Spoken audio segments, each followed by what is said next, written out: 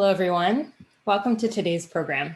My name is Katie Fleming, and I'm the Education Coordinator at the Hearst Museum of Anthropology. I'm delighted to be here today to welcome you all to today's conversation with Ursula Pike, the author of An Indian Among Los Indígenas, moderated by Estelle Tarica, professor at UC Berkeley in the Department of Spanish and Portuguese. Before our program begins, I'm going to take a moment to share a land acknowledgement and go over some Zoom functions as well as our program format for today.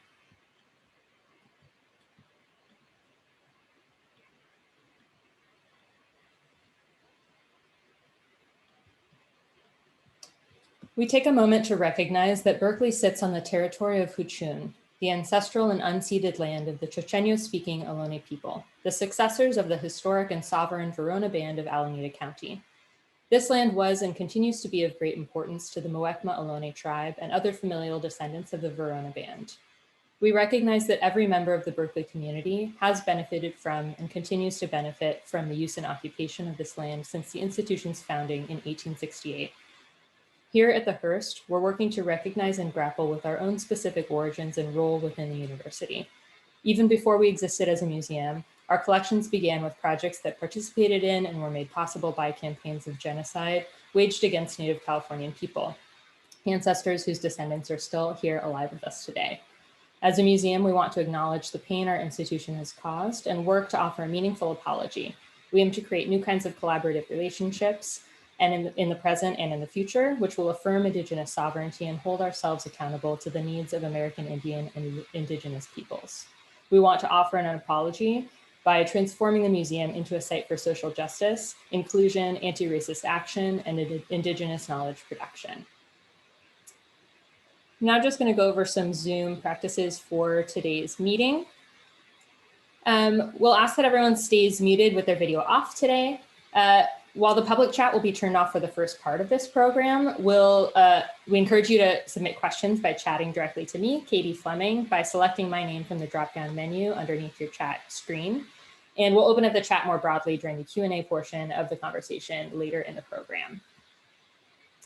So I'd like to share a little bit about how today's program came into being. I just happened to be in a conversation with Emmerich Anklum and Julie Coriel at Heyday Books, a local publisher and longtime friend of the Hearst Museum. And I was delighted to hear from them about Ursula Pike's new book, which we'll be discussing today, and which has so many important messages to share about humility, awareness, and compassion. And Ursula, who's joining us today from Austin, Texas, hi, writes about identity, Native American issues, economics, travel, and powwows. An Indian Among Los Indígenas is her debut memoir. Ursula will be joined in conversation by Estelle Tarica, professor of Latin American literatures and cultures in the Department of Spanish and Portuguese, whose research is primarily concerned with race and nation in modern Spanish America. So I'd like to start off our program today by welcoming Ursula to open with an introduction to the book, as well as a reading that will then kick off our discussion with Estelle and then open up our discussion more broadly to answer some of your questions. So thank you so much, Ursula and Estelle, for being here, and I'll turn it over to you, Ursula. Great. Thank you so much, Katie, for making this happen, and Estelle for joining me in this conversation. And thank you to the Hearst Museum for hosting this. So my book, An Indian Among Los Indígenas, is about 2 years that I spent in Bolivia in South America. And I was a Peace Corps volunteer, and I'm Queruk, which is a tribe from Northern California up by the Oregon border. And I knew that Bolivia was a primarily, overwhelmingly indigenous country. And I made assumptions about the connections that I would have with Bolivians, especially indigenous Bolivians, as a result. But the truth was much more complicated than that. That's not exactly what happened.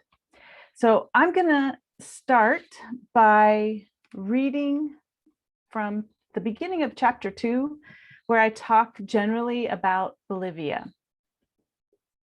This is from a chapter called Cochabamba.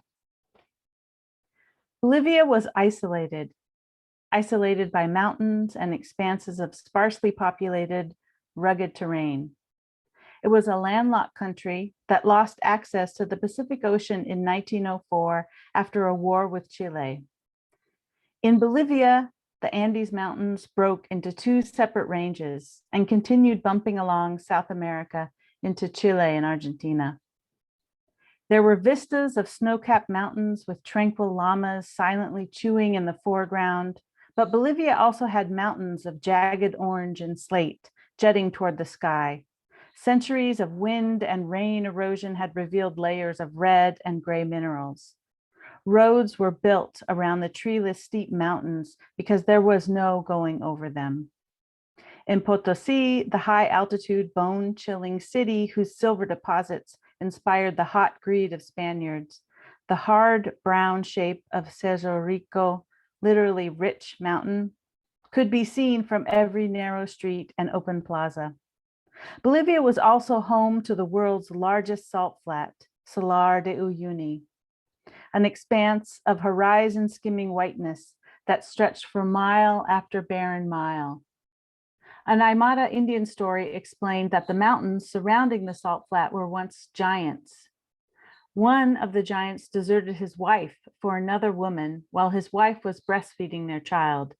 She cried, and the tears mixed with the milk and ran down her chest in white streams, covering the vast area between them.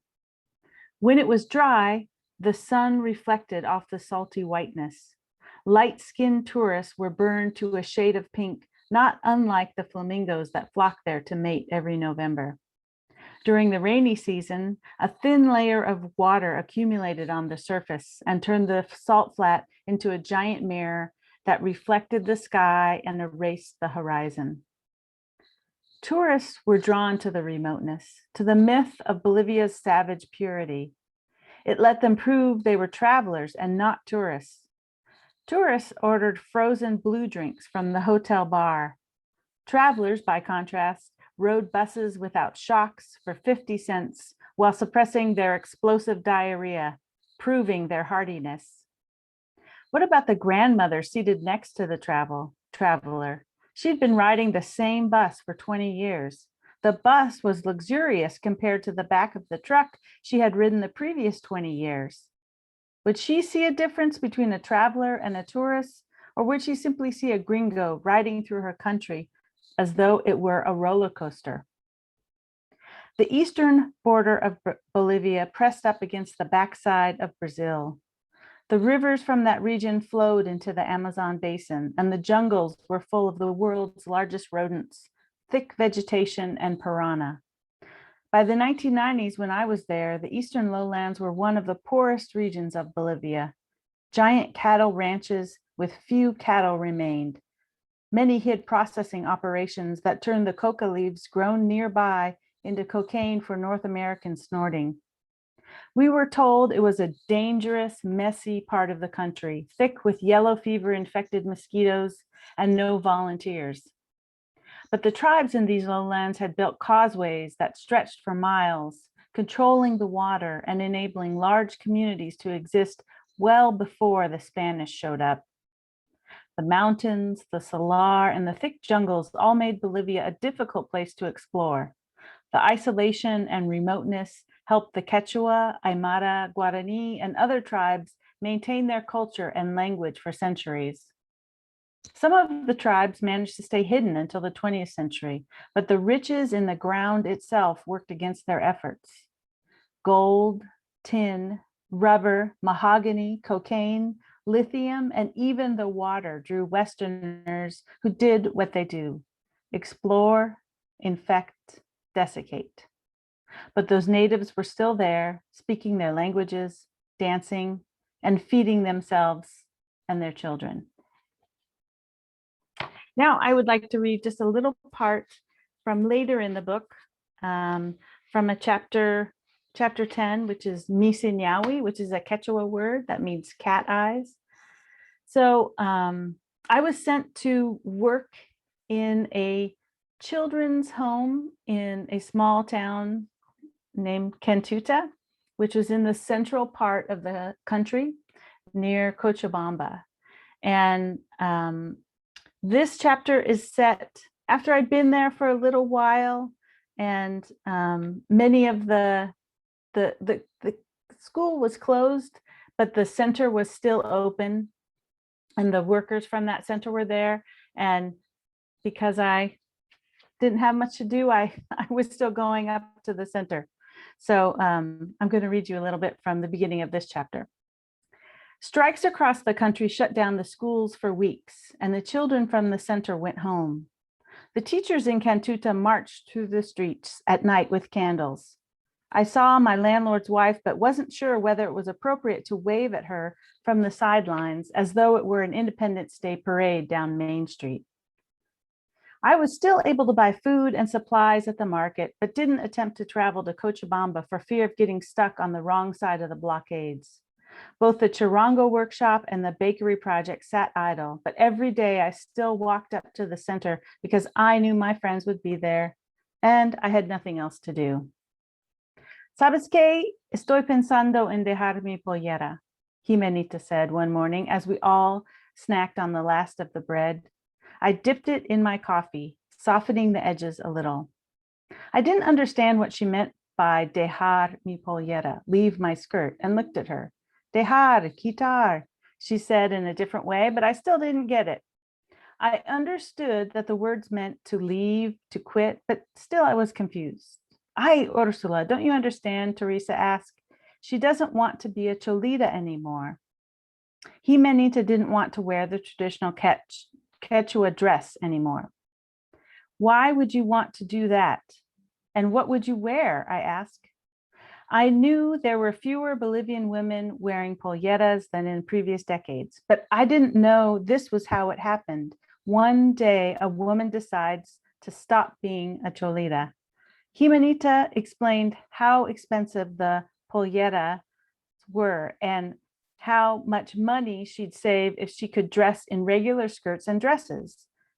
Teresa and Florencia nodded their heads in agreement. Both women were children of pollera-wearing Cholitas, but they didn't wear traditional clothes. It had to be about more than money. And everyone says that Cholitas are from the countryside and think that they're Indios, Jimenita said. Cholita was synonymous with Indian. Bolivians told me all the time that they were proud of their Incan ancestors, and the kids often bragged that Cantuta meant sacred flower of the Incas in Quechua. Yet they knew what many people, especially the wider, wealthier population of Bolivia, thought of Los Indios. Few wanted to be seen as an Indian. For a young woman like Jimenita, living in a town for the first time in her life, without family nearby, being seen as a Cholita made it that much harder for her to succeed. Maybe she didn't want to be a cook's helper for the rest of her life. Thank you. Ursula, thank you for sharing those passages from your book, from the first part of the book and from the middle and latter part of the book. And thank you also for inviting me to be a part of this conversation. I wanted to start by asking you to talk a little bit more about Bolivia as a country. For those who are not familiar with Bolivia, it's a very diverse place socially, culturally, geographically. It has many different social landscapes. And you describe Cantuta in your book, which is the fictional name of the town where you were posted by the Peace Corps. And you also talk about Cochabamba, which is the closest, largest city to Cantuta and where you spent some time. Can you tell us some more about these two places and what makes them special and how your experience might have been different if you'd been posted somewhere else in Bolivia? Right, thank you. I think this is a great question that gets at the diversity of the country. So, you know, a lot of people when they think about Bolivia, they know about La Paz, which is really dramatic and beautiful. But Cochabamba is at a lower elevation, and it's considered like the breadbasket. It's where a lot of the crops are grown. It has like a Mediterranean climate, and it's really beautiful. And especially after coming directly from La Paz to Cochabamba, it was a much more comfortable place just in terms of easier to breathe, but also just it was diverse in a different way. I mean, the population there is different than what's in La Paz. That's primarily where Quechua people live, and the dress is different, traditional dress. But there's also a lot of people like Jimenita who are wearing just modern clothes.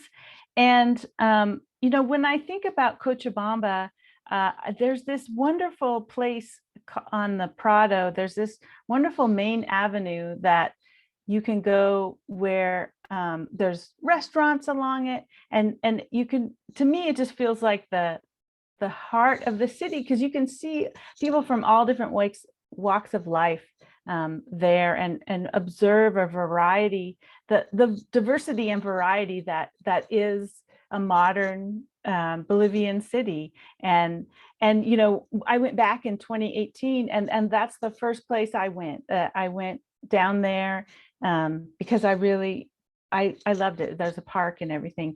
But in Cantuta, which is a few hours away, that is also amazing town, because it's like at a crossroads of several large roads between Sucre and Cochabamba. And when I think of Cantuta, I think of the market. Like there's this not huge outdoor market, but it's big for that town, because it swells on weekends, because everybody from many different, not just Quechua, but other tribes, other indigenous folks come to Cantuta, and there's tomatoes and bread, and it's really a vibrant place, and a really, it's a place where when I would go to the market, I could almost disappear, I felt like, because sometimes I felt like I stuck out. So, but yes, if I had gone, I visited people in other parts of the country. So, in the southern part of the country is Tarija, which is completely different. It's near Argentina, and it's, in some ways, the cities are more, I don't know, modern. But then I have friends who served near Macha, which is where the Tinku happens, which is a different, it's very high altitude, and it's cold. And it just, their experiences, although there were some similarities, regionally, it was different because the people were different. They had different jobs, and they dressed differently throughout the country.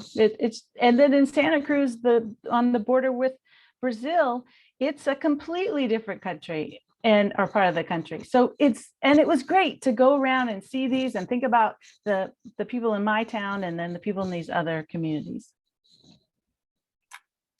Let's talk about the Peace Corps. One of the things about your story that I find compelling is the way you're so honest and down to earth, and even at times irreverent in your analysis of the Peace Corps and its role, its impact in the so-called developing world.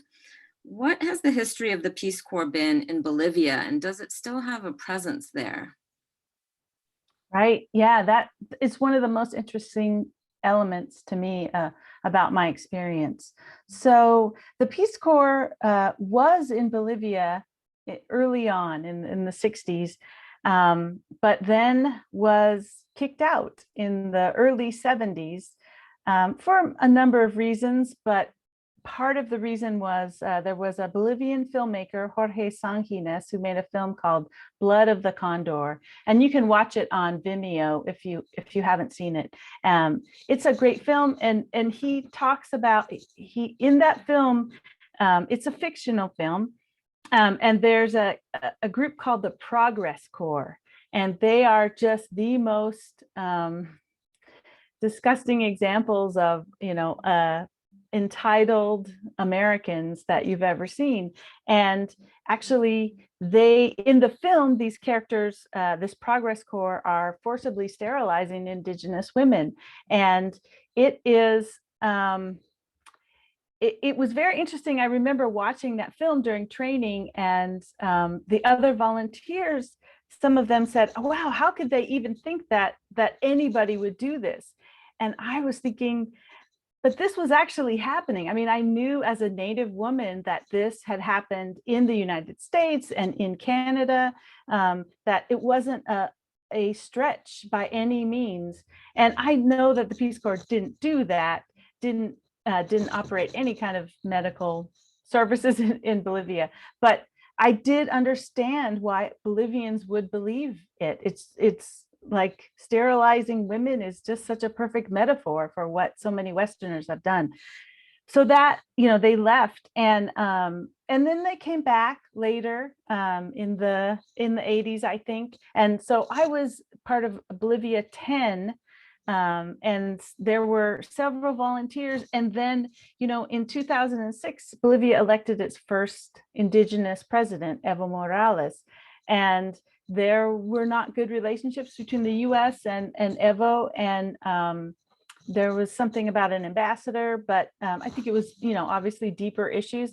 And in 2008, the Peace Corps was asked to leave, and they left, and they haven't, Peace Corps isn't any in the field at all right now because of COVID. Everybody came home, but they did, but they were already out of Bolivia. And, the current president is from Evo's party. And so I don't envision that changing anytime soon.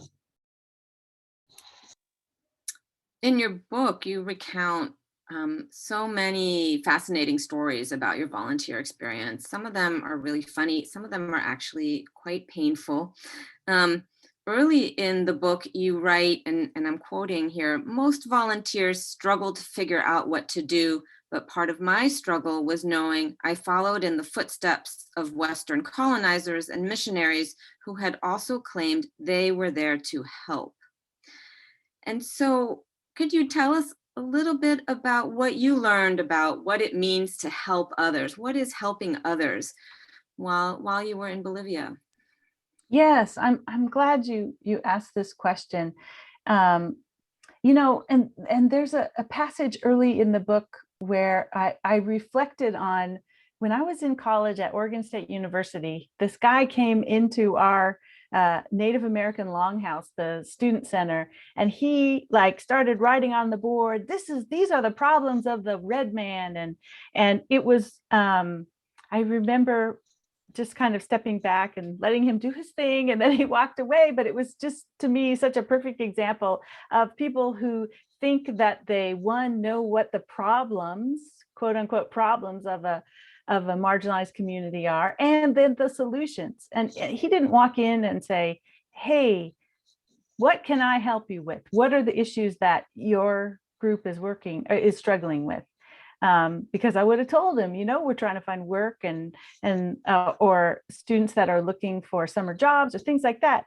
And to me, that was such an example. I had seen that in my own life, people who thought that they had both had figured out our problems and had a solution, and that we were like these empty vessels waiting for people to fill us up. And so, what I learned from that experience, and then, honestly, after Peace Corps, I went to graduate school and studied community development, so I could figure out, what was this thing that we did, and how could we have done it better.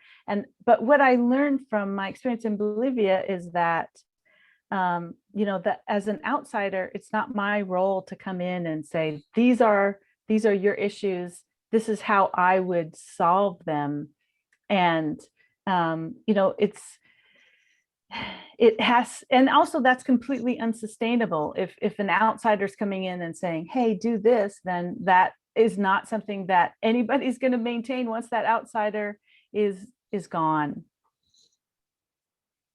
So a kind of follow-up to that is a comment that you make towards the end of your book, kind of as you're sort of concluding, and you talk about charity at that moment, and you say charity can dehumanize the recipient even as it bolsters the ego of the giver.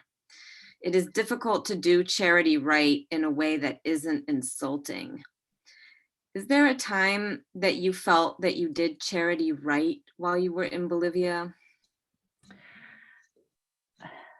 I think when I did it right was a project that I did late in my service, where we had had a bakery project that I had started, and then the school had closed for a while, and then the kids wanted to do start selling popsicles, but that was them, like that was their idea, their planning. They did most of the work. I was able to talk to the administration of the school and help them agree to use some of the school's tools and their freezer, and I was able to invest and help them buy the supplies, but it was all them. And that wasn't, that was me helping, but that was really them. I mean, I don't take any ownership of that specific project, but I do feel like I learned that I needed to just step back and help in the ways that I could, watch what they were doing and then say, how about I do this? And I can help you in this way. But, I still do it wrong. I mean, I was talking to my neighbor about trying to help their kids figure out making some choices about college. And sometimes I feel like I overstep,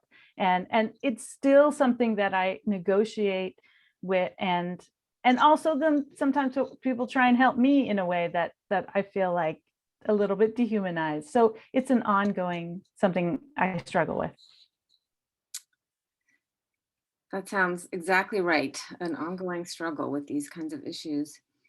In the book, you talk a lot about your expectations about how your Indigenous identity would enable you to connect with Indigenous Bolivians. And this is something that you mentioned when you were starting your presentation. Were you recognized as Indigenous in Bolivia?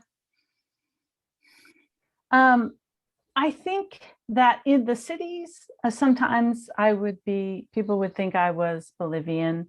And actually, it sometimes made me feel strange because people would think that I was hanging out with people from the US and question me. It was a little bit, my reaction was the thing that I found interesting about that. But I think that I would have conversations with my Bolivian friends, and later in that excerpt, in that chapter 10, I told them, I also am Indigenous, and they laughed a little bit, which was a little bit heartbreaking, but it was also, they said, look, we understand that you're a little bit Indigenous, but that's something that we don't necessarily broadcast to people, and that they said, you don't need to tell people that. And I've been asked this a couple of times, and I really have thought about, like, if my friends who because I've stayed in contact with many of these people, if they think of me as Indigenous, and I don't know if they do. If I think they just see me as a person from the United States. Did you identify with Indigenous Bolivians' experiences? Yeah, there were some things that were really similar, that I recognized a couple of things. One, that they understood that people viewed them, especially like a woman who was wearing a traditional pollera, wearing identifiably Indigenous clothing, that she felt that pressure. I mean, I know from my own family, like when tells me that when she was little, her mother, growing up in San Francisco, in Daly City, my mom would not braid her hair because my grandma would say that makes you look too Indian. So don't do that. I understood that tension. And I also understood that pressure to assimilate, for your economic survival. But some things were definitely different, like the fact that I had a lot of privileges simply because I was from the United States, representing and supported by this US agency, and also that I'd gone to college. But another way I was different is that I connected with this urban Indian community. I grew up in Portland, and even though we were definitely connected to our Kedu tribe in Northern California, I also went to the Delta Park powwow and really connected with this larger urban community, Indian urban community that supports each other, even though we're all from different tribes. So that was something that was different. One important thread of reflection in your book concerns Indigenous women, and you worked with Indigenous girls in Cantuta as part of the school, and your best friends in Cantuta were Indigenous women. Your own understanding of yourself as a Native woman is a source of powerful insight in the book. And I was hoping you could read a passage from the book where you reflect on the experiences of Indigenous women, your friends in Cantuta. Yes, I will read that. That's from the chapter called Dirty Laundry. I wrote a lot about laundry in this book. So I'll just read a little bit here. I had heard so many depressing statistics about the situation of Bolivian women: high poverty rates, low education levels, and limited access to basic health care. And for girls like these, Indigenous girls from the countryside, the numbers were worse. Yet it was impossible to pity them. They were curious, smart, and funny. Part of me wanted to encourage them to go to college and remake their world. But that was a version of empowerment I learned from a white woman in college, and I found it to be a flawed vision. It was as if everything about Native women's lives was wrong, as if there was one version of liberation, the one preferred by white Western women. Education often came at a cost that was cultural as well as financial. It required sacrifices. In college, I never invited the women from my women's studies class to our student powwow because I worried about what they would think about the clearly differentiated roles of women and men at the drums or on the dance floor. The gender roles in my own culture might look backward and unfair to outsiders. And even though I knew there was inequity between men and women in some parts of Native culture, I had seen it and lived it. I couldn't walk away because it was imperfect. I had survived by cutting my life up into segments, but that was not the advice I wanted to give these girls. The dough rose. Each roll was now a perfect little bulging circle. Finally, we were ready for the boys to lift the large sheets and cover with risen rolls and slide them into the oven. Teresa had a firm but calm voice with the kids, never yelling. I hoped she would help me the next week. So, to me, that piece is something that I struggled. That that version of feminism or advancement, progress, that's the "you've come a long way, baby" version. The distance between your ancestors is the point. That's how you mark progress, and that to me is something that I struggled with. I remember I visited a family where the grandmother only spoke Quechua and she lived in a rural area, but her daughter didn't wear traditional pollera. She understood Quechua and spoke it to her mother, but then the granddaughter almost never spoke Quechua. And I had seen in those 3 generations this struggle, not struggle, but the granddaughter had more opportunities than the grandmother, but also she had lost some parts of the culture.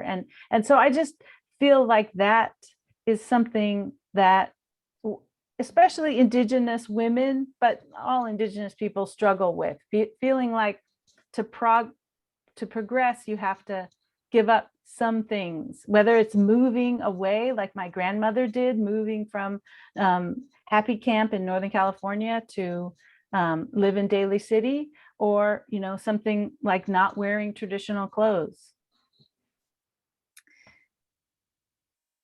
A kind of related theme there has to do with how Indigenous peoples have participated in US government institutions like the military. And there's a long tradition and history of marginalized groups in the US serving in government, doing government service.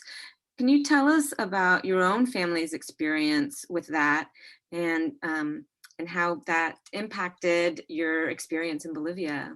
Yeah, I think that it impacted even why I was willing to apply to the Peace Corps. So in my family, my mother went to college when I was going to college. And she was able to do that because she worked for the Bureau of Indian Affairs. And they had a program specifically to educate their Native staff members. And it was a great opportunity. So, you know, at age 40, she went to college and got her degree. And most of the 2 or 3 women in our family who did go to college before me, they often, or they almost exclusively, ended up working for either the Indian Health Service or Bureau of Indian Affairs.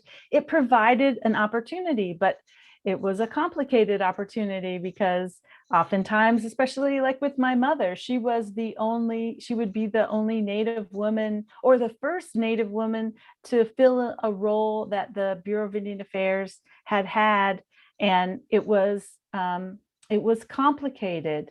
And so I understood that there were resources, that there were opportunities that could advance my career. Or, you know, when I graduated from college, I had student loans and very little opportunities. And so the Peace Corps represented a great opportunity for me to travel. And my loans were, and they gave me money to help pay off my loans. So I was willing to go, even though I understood this difficulty. What was your experience being seen as an ambassador for the United States, as someone in the Peace Corps? And what would you tell someone who's thinking about joining the Peace Corps today? Well, my experience is something that, you know, I understood that the US wasn't perfect. I talk about that a lot in the book. You know, I didn't want to be selling the US like this perfect place or the American way, because I know that it doesn't work for a lot of people.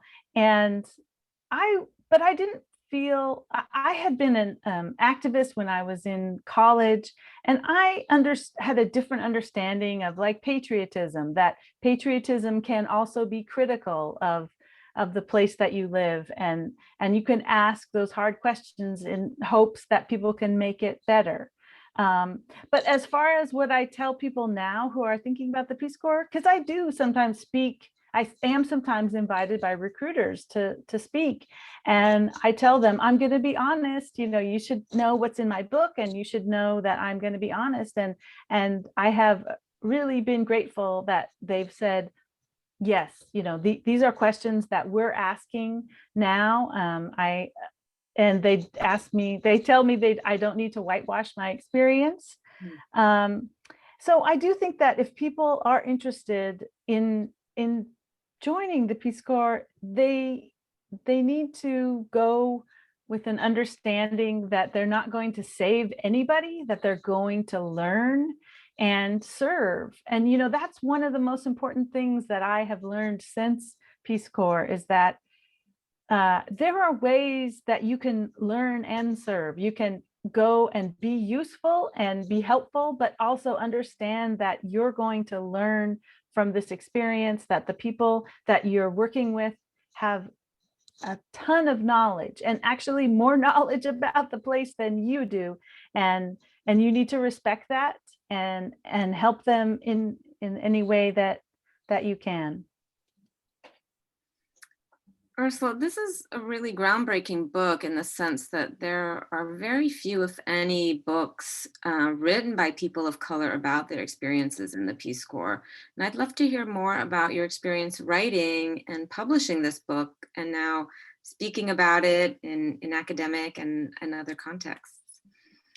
Yeah, well, and I'll admit that, it is a little bit intimidating to tell my story in this environment. And I talk about that a little bit in the book. And sometimes, some ways it feels kind of sacrilegious. And, part of the reason that it does is because my recruiter was honest with me, probably wasn't supposed to be, but was honest and said, Peace Corps is trying to get more minorities. And that's why you have this opportunity. And it really set a weird tone for me when I went, made me feel strange, but also grateful. But that's a typical thing that a lot of people of color have experienced, this complicated opportunity where we know they're doing it so they can check a box. And I think that, I don't know, I have really been surprised at how many people have been really responsive to my story, even before my book was published, talking to other return volunteers who were open to it.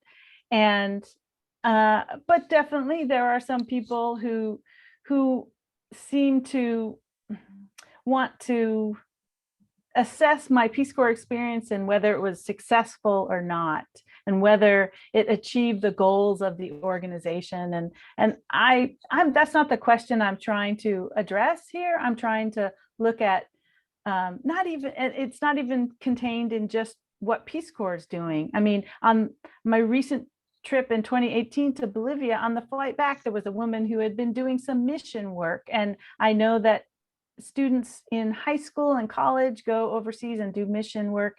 And I think that, there are bigger issues beyond, these are issues that people need to be looking at, how to successfully serve people in a way that's respectful. It goes beyond the Peace Corps. Mm-hmm. Mm-hmm. Well, let's open it up now to questions from the audience. Yeah, thank you for that wonderful discussion. We're getting some remarks that people are really enjoying this conversation, so I just wanted to share that with both of you. And start off with a question from one audience member who shares that as a person of color who is sometimes white passing, they're interested in hearing about the balancing act for you of being Indigenous, but not necessarily being dark-skinned. And maybe you can draw some parallels with that to your time in Bolivia and the experiences of your friends and colleagues there as you understood them. Yeah, that's definitely something that I experienced, especially living here in Texas, where the urban Indian community that I'm in is people from tribes all over. Some people full-blooded, some people, who are just connecting with their culture after growing up outside of it. And it's something that when I was in Bolivia, I thought about it, and I tried to, I don't know if I think that I know that I wanted them to see me as Native. And when they didn't, it was really disappointing.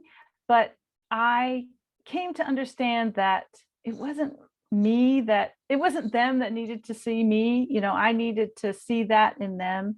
But, it's such a weird thing, because I know full-blooded people who are very light-skinned of my tribe and other tribes. And then I know other people who are not, and they're dark-skinned. And I understand that we are a range of body types. And actually, just the last thing I'll say is, one of the edits, the final edits that I did on this book is I went through and I looked at how I was describing every Indigenous person's skin, because I think I had put in some earlier version brown, something different versions of brown. And then I thought, I don't ever actually say that. When I talk about people, I don't say, she was mahogany and she was this. I'm like, I don't say that when I'm talking to people. And so I removed all of that because I think it was just a convention of like travel writing that I had put in there, and I didn't want it in there.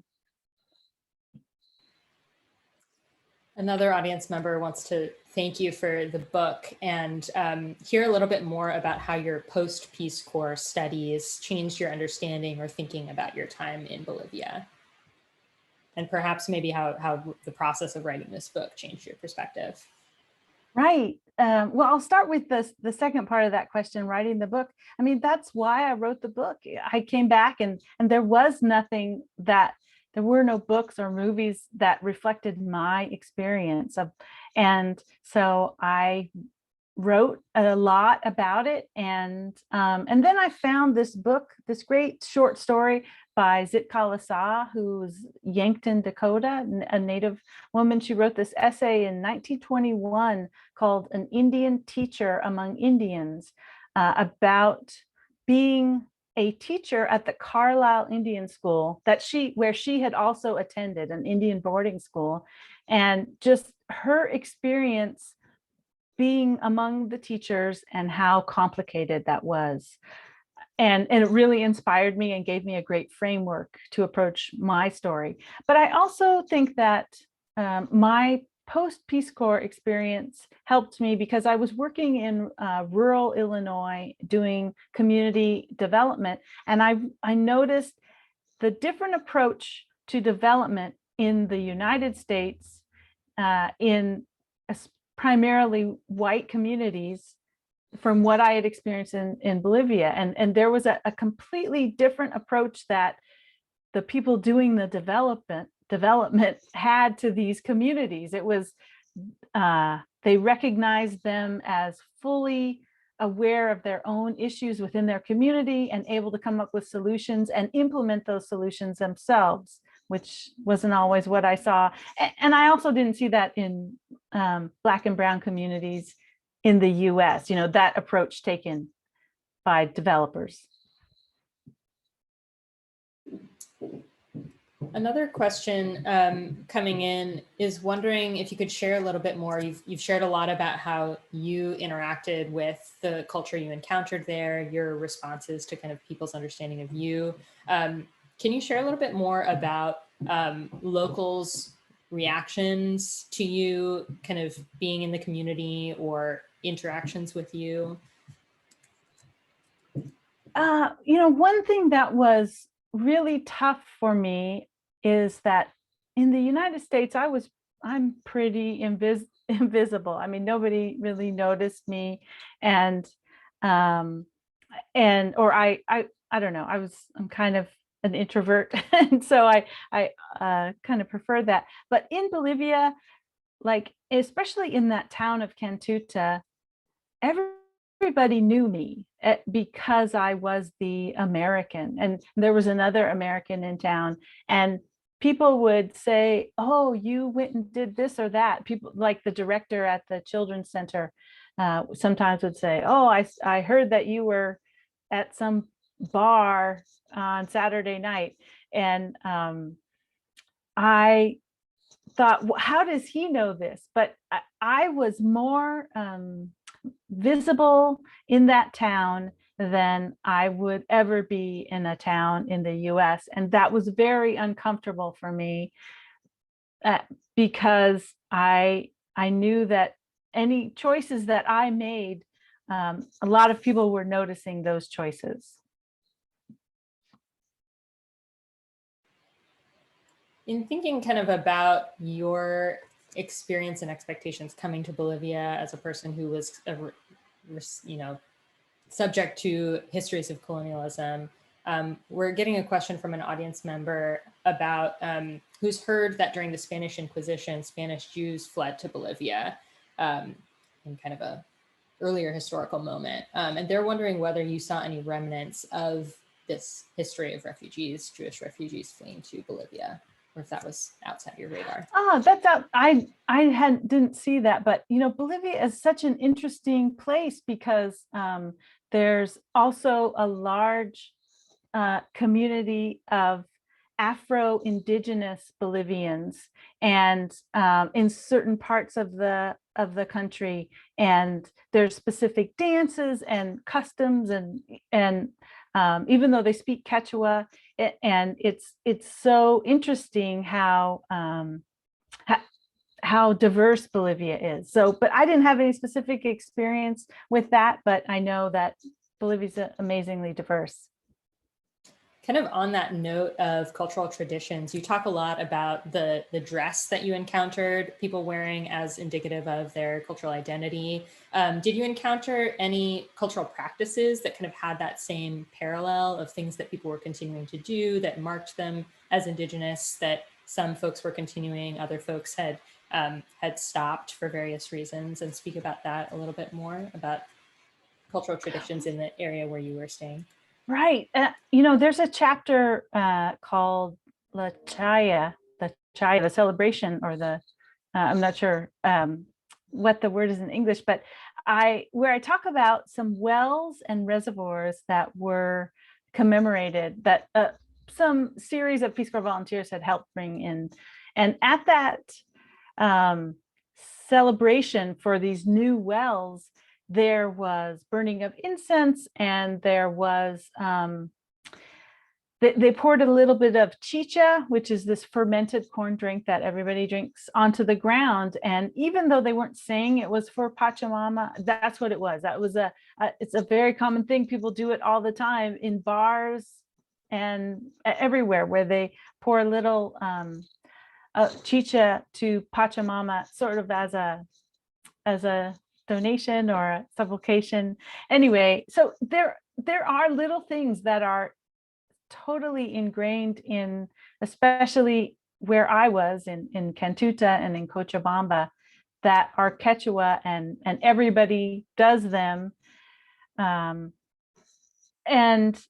especially in informal situations, maybe in more formal situations. I mean, I was definitely at events in big hotels where we didn't do that, but it was interesting. Yeah, chime in. Katie, maybe I'll step in for a second.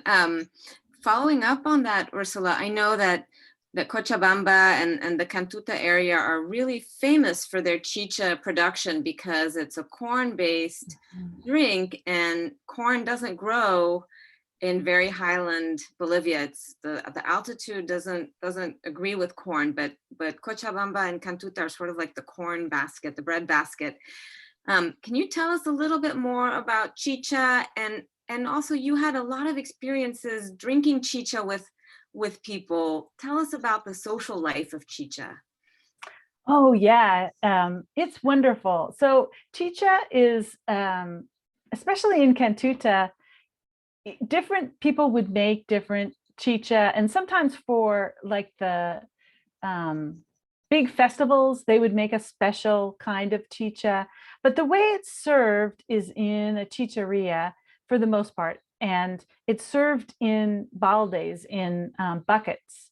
And people use a tutumba, like a gourd, a dried gourd, as a cup, and it's completely communal. So you drink some, you give some to Pachamama, you drink some, and then you invite someone else in your circle to drink it. And it is not a super strong alcoholic drink, but when you're drinking it by the bucket full, it does eventually have an impact. And so there would be, especially on Sunday afternoons in the town where I was, after people had gone to church and they had gone to the market, they would gather frequently in the bars, but in the chicherias. But it was definitely something that like a woman could go with with men, and sometimes women would go by themselves. But if I wanted to drink chicha with my friend Teresa, we would get it and we would drink it at her house, because we knew that people would see us in a chicheria drinking and maybe make some judgments of us. And so it's gendered, definitely, but it's communal. And what a great way, I'm sure, to build these social connections with all the people that you talk about in your book. And it sounds like you've had really long-lasting friendships with them and had the opportunity. I know you've gone back to visit, which is really, really wonderful. We're coming close to the end of our time. And so I just want to open it up to both of you to share kind of any final remarks about your takeaways from this conversation, from thinking about the book and these stories. And then I'll share some information with folks about how to find the book if they're interested, and some upcoming events.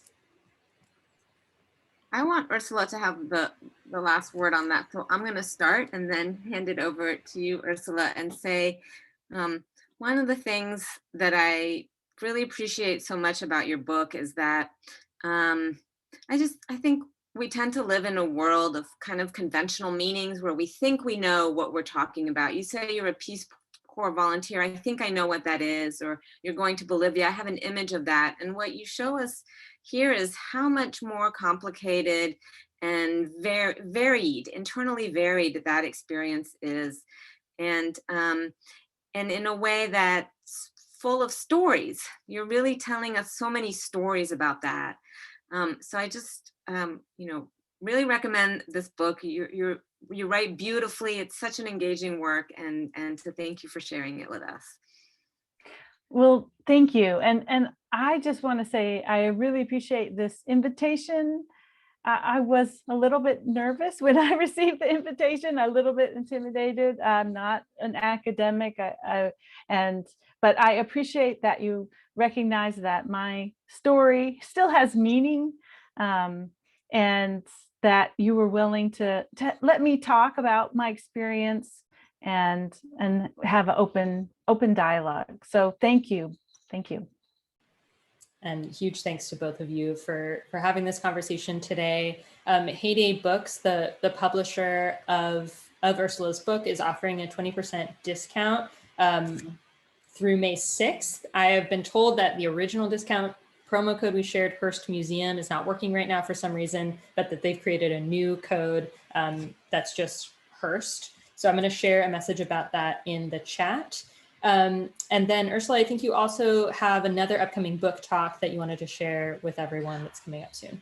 Oh, yes, that's right. Thank you. On May 7th at 7 p.m., I'm going to be reading virtually through Birch Bark Books, which is in the Twin Cities, which is in Minnesota, and it's a Native-owned bookstore. And I'm really looking forward to that conversation, and anybody can register for that. So May 7th at 7 p.m. Central. Thanks so much. I just dropped the link in the chat. So I just want to say thank you to everyone. I hope everyone has wonderful rest of their days wherever they are in the world. And we hope to see you virtually at the Hearst Museum again soon. And we'll leave it at that. Thanks, everyone.